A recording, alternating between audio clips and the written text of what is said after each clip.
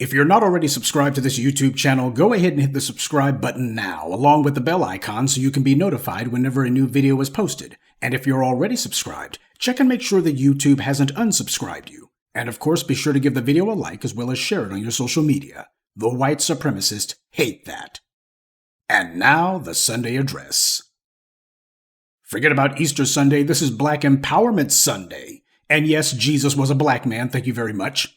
And just like this Messiah, the black polity that has been dealt what was thought to be a fatal blow has been dead for a long while. But as Brother Khalid Muhammad said, now is the time for our resurrection and rise. When I read the scriptures, I look for things that validate my empowerment, not things to make me feel good about suffering in silence. I read the scriptures and I look for the truth. And when I read the white media, I know I'm going to get nothing but lies. Recently, the white media has been trying to start a steady drumbeat of Joe Biden's on the comeback. That's the word that they've been using, comeback. In fact, they even ripped off one of LL Cool J's famous song titles to do what for them qualifies as a hip headline. Well, I'm only too glad to throw cold water on the proceedings because we've seen this all before.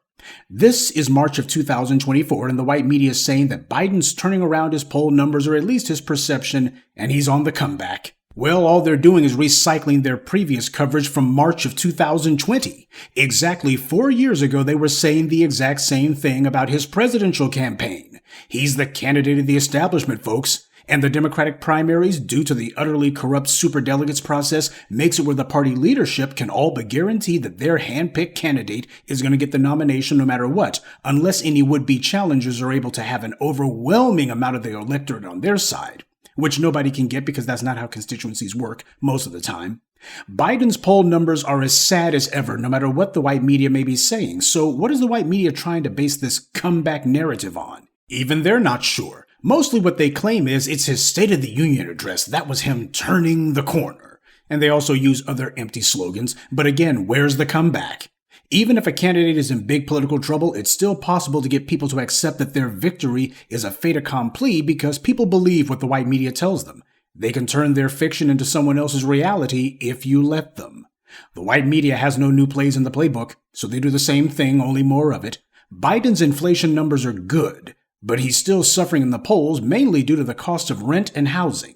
The cost of houses is insane, and the cost of rent is equally ludicrous. When people say cost of living crisis, the main things they're talking about is the cost of putting a roof over your head. That is the primary expenditure that is the most responsible for people having less money in their pockets, because no matter what else you may skimp on in your life, you cannot afford to cut back on the amount of money just to keep yourself in a house. The cost of housing has far outstripped the pace of inflation, and it's been this way for over 20 years now. You want to know why people are leaving California? Yes, the ridiculous number of regulations the state has is a headache, but Crazyfornia has always had an infatuation with too many rules and regulations, so that's not new. What is new, however, is that whereas for the most of its history, California was affordable to live in, now it's become a place that only tech employees and government workers with state-subsidized everything can even think of living in. And the same goes for New York City and increasingly the state and a number of other places. In California, when you have the young, hip enclaves in places like San Francisco and Los Angeles, that was because young people could afford to live in those places. It's part of what attracted those young people there in the first place. And the same goes for Washington, D.C. Why did it become Chocolate City? Because it was affordable to live in. And this, of course, is an aspect of post-World War economics in the United States, but it's also because the economy was not monopolized by a handful of economic thugs who wanted to try to take over entire sectors that were crucial for people just being able to live. And the political leadership, if it can be called that, has not been responsive to this crisis at all. As I alluded to earlier, ground zero for this horrifying trend is San Francisco, the home of the former House Democratic leader Nancy Pelosi and of California's current governor Gavin Newsom. Neither of those two did anything to address the housing crisis, which was the most strict and the most sharpest in their city. They both boldly ignored it. This is why they prefer to talk about GOP fascism and abortion and other culture war issues, because just like with the Republicans, they too answer to the same real estate interest and investment firms who are making a killing off of monopolizing both the house market and the rent market as well. All the rules the white left has been putting in place, and yet they conveniently have decided to totally ignore the one sector that's been completely out of control: But then again, how many members of Congress are also involved in real estate? Or in the case of Nancy Pelosi and her husband, how many have substantial investments in firms that are making money off the housing crisis? This is the reason that people are leaving California, the cost of housing. The white right makes hay out of crime and taxes, but red states like Texas are worse. And the Republicans aren't doing anything about the housing crisis either. People may be dumb, but they're not totally incapable of recognizing trends, especially if those trends go on for a long while. Young people in particular cannot get a house, and if you're renting, you're caught in a debt trap because it's impossible to save for a house because rents are as high as mortgages now. And the president has not said a word about that. But he's not alone. None of his predecessors have either. Biden prefers to also deflect and dodge. These days, he would much rather talk about student loans instead, but that's just an economic placebo. And for young married couples, it's a band-aid at best. A small one. Biden's problem is he thinks that he can bluff, bluster, and bully the electorate into giving him 4 more years. But it hasn't been working. And young college voters have taken up Palestine as their pet issue du jour, so now he's being challenged on a long-standing U.S. policy. The billions of dollars that Israel has been getting from the U.S. is a total waste of money. The Israelis love to brag about how they're a vacation hotspot and how they have a growing tech sector. Great, that also means Israel can finally afford to pay for their own defense too. Those billions of dollars are needed here at home. The recent Baltimore bridge collapse is just the latest of an endless string of examples of how even without wars, the U.S. has a ton of things that it needs to see to at home, and that takes money. Besides, Benjamin Netanyahu has a corruption trial that has only been interrupted due to the war in Gaza, but I think that if we look at his bank accounts, we'll find out where a lot of those billions of dollars of U.S. foreign aid disappeared to. But back in the U.S., the white media is trying to give Biden an image makeover. That's what this is, just like it did exactly 4 years ago. All this in anticipation of the summer Democratic Convention, which will be treated like a coronation. If Biden was actually offering black people something, I would be inclined to listen to him. I still wouldn't vote for him because he made lots of promises 4 years ago too, and he broke every single one of them. But I would at least perhaps be inclined to see what new lies he was selling this go-round. But I know he's not offering anything at all, because just as we are attempting to realign the political landscape, Biden and his cohorts are trying to keep it the same. Personally, I could care less about Biden being reelected, but I definitely care about anyone who wants to hold high office and yet isn't doing anything for the black people who built this country, people who Biden is desperately dependent on to hold office. And all of these attempts to cater to everybody else shows his utter contempt for black people in general, and this is why we're being saturated with stories saying Biden's on a comeback. The white media has power. It's stupid to deny that. Part of the white media's power is its reach. They truly saturate the society, so if there's some lie that they're trying to put out there, the vast majority of the society will at least see it, if nothing else. That doesn't mean that people will necessarily believe it, but it does mean the white media can force whatever line of propaganda they want into the societal discourse. And that means a large number of people will believe it because they like how it sounds, or they still think that if the white media says something, then there must be something basically valid about it. And as a result, even if the majority of people know better, they will still have to argue against what the white media is saying anyway. That's influence, family. Influence means even if you're not directly in the room, people still have to deal with you or deal with the things you stand for anyway. Stop me if you've heard this one before. Alabama had a special election. The incumbent and past office holders for this political seat have traditionally been Republicans. But a Democrat who has made no promises to black voters and who ran on a platform of everything except black interest pulls off an upset victory in this special election. The white left media goes into orgasmic hysterics. No, I'm not talking about the recent Alabama special congressional election in which Maryland lands won. I'm talking about Doug Jones. You'll recall that in 2017, he also won a surprise upset victory in a special Senate election in Alabama, beating Trump's hand-picked candidate. You'll also recall that I informed you Doug Jones didn't even mention black people during his victory speech, and I told you that that was just a harbinger of what he was going to do in office, and that's exactly what he did. He ignored black voters, even though black voters were the ones who handed him that victory. I guess that's the reason why the white media was having rhetorical orgies about his victory too, saying that his election upset win was a blueprint for how Democrats could win the South.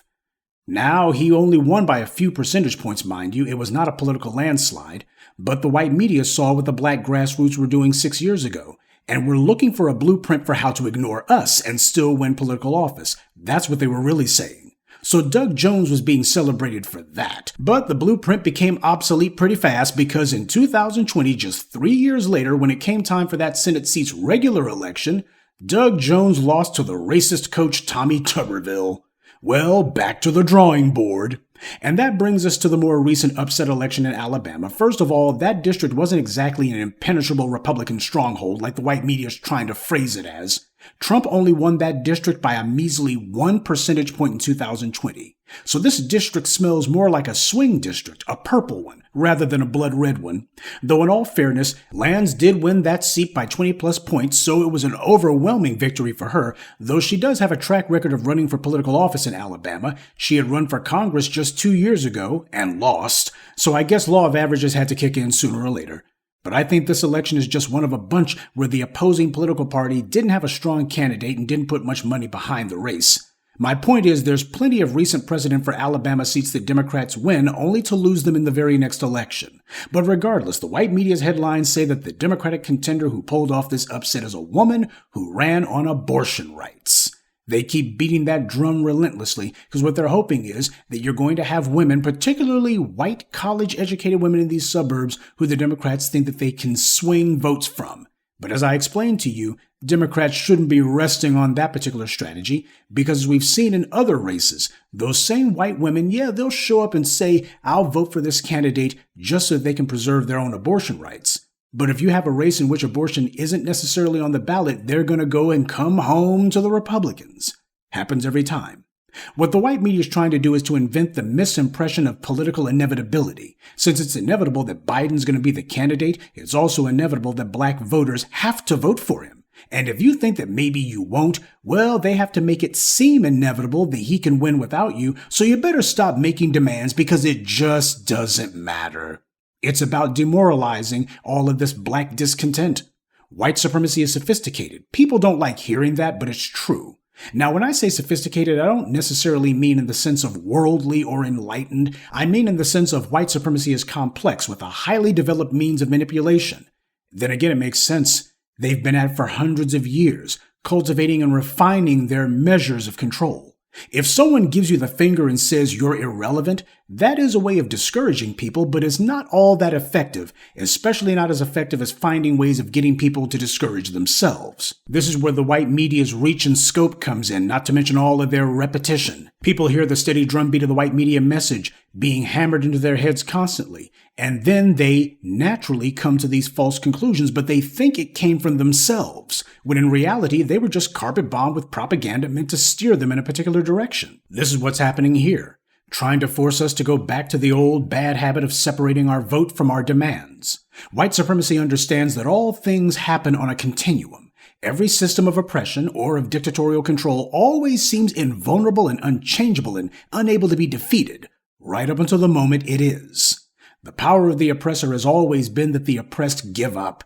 You have to dig in for the long haul. The backs of the slave owners wasn't broken in a day, or a year, or even 250 years. But their backs were eventually broken, and we were the ones who did it. Now, I'm not saying our current fight to reshape the political discourse is going to take 250 years. It won't.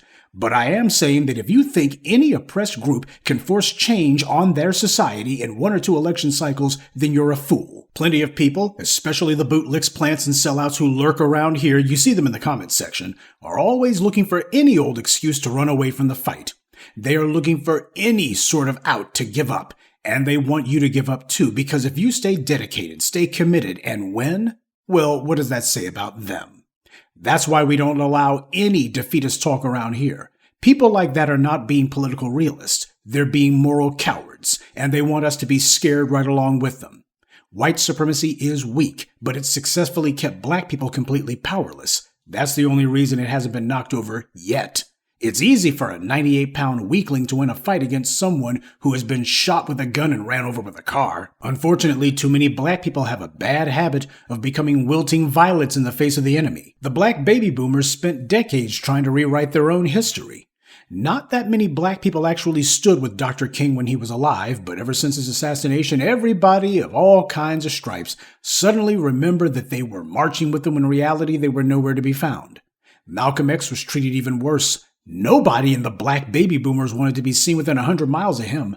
especially not after Mike Wallace put out that racist hit piece, The Hate That Hate Created. Negroes just ran from Malcolm, and that was the white media's plan all along. It was only after Spike Lee made that movie that you suddenly had a number of baby boomers who suddenly remembered that they had cheered Malcolm at his speeches, that they were Muslims, or so they claimed, because of Malcolm, and that they always supported Malcolm and his message. Yeah, of course they did. See, when the fight is on and white supremacy is putting those cameras in your face and microphones in front of you and demanding that you state where you stand, in other words, they're asking, are you going to stand up to us?